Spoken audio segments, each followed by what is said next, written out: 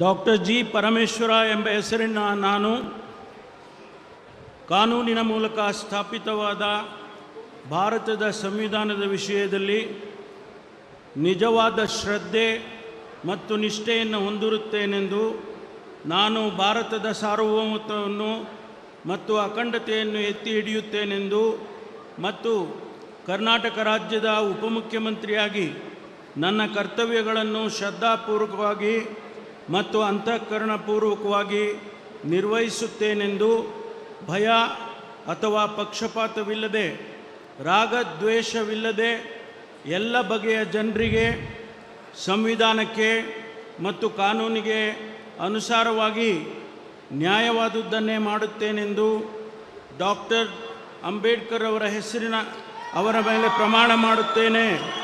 ಶ್ರದ್ಧಾಪೂರ್ವಕವಾಗಿ ಪ್ರತಿಜ್ಞೆ ಮಾಡುತ್ತೇನೆ.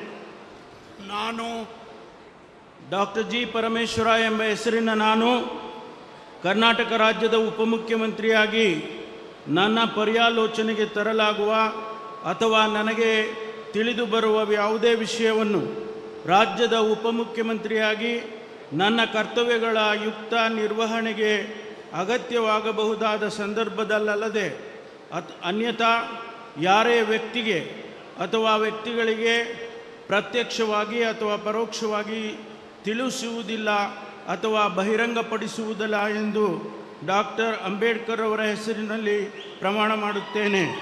ಶ್ರದ್ಧಾಪೂರ್ವಕವಾಗಿ ಪ್ರತಿಜ್ಞೆ ಮಾಡುತ್ತೇನೆ. ಧನ್ಯವಾದಗಳು ಸರ್. ಮಾನ್ಯ ಉಪಮುಖ್ಯಮಂತ್ರಿಗಳು ಈಗ ಪ್ರಮಾಣ ವಚನ ಸಹಿಯನ್ನು ಮಾಡಲಿದ್ದಾರೆ.